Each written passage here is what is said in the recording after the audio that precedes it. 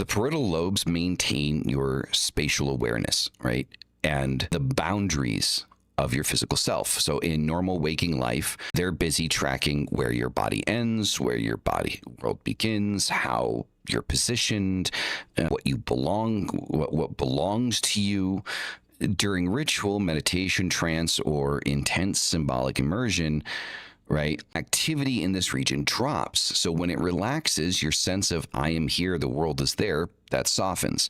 Your ego boundaries feel permeable. Symbolic content feels more real and immediate. Identity becomes fluid rather than rigid, right? So this is the neurological backbone of possession states, astral work, union with archetypes, feeling a presence occupy the ritual space, merging with a sigil or deity form.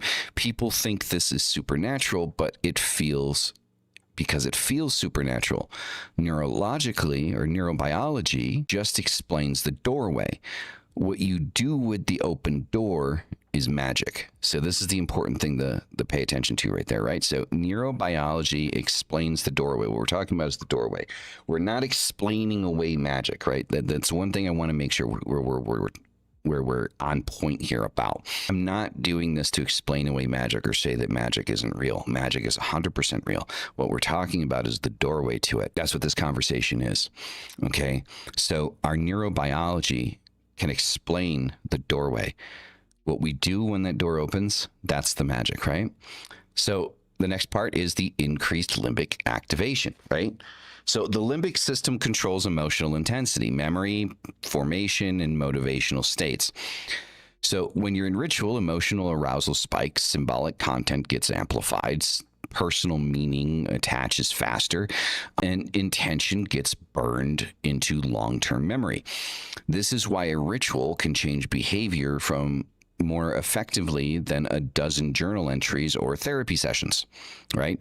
Emotion acts like industrial strength glue. The limbic system marks the experience as important. Once something is emotionally flagged, the brain revisits it, reinforces it, and reorganizes it around it. This is also why blood rituals feel heavier, chanting feels powerful, and invoking a demon form hits the nervous system harder than affirmations. You're pulling emotional voltage into the circuit. You're amplifying everything for your limbic system, everything. And the next part of that is the heightened focus via dopamine and neuroporphyrin. I said that correctly earlier, now I just said it wrong. We are the software controlling the hardware. The hardware is the conduit to the metaphysical world. 100%, Maeve, 100%, right? Now, here's the thing with this, right? So the dopamine thing, this is why a lot of people feel like that on drugs, they get a better result in ritual.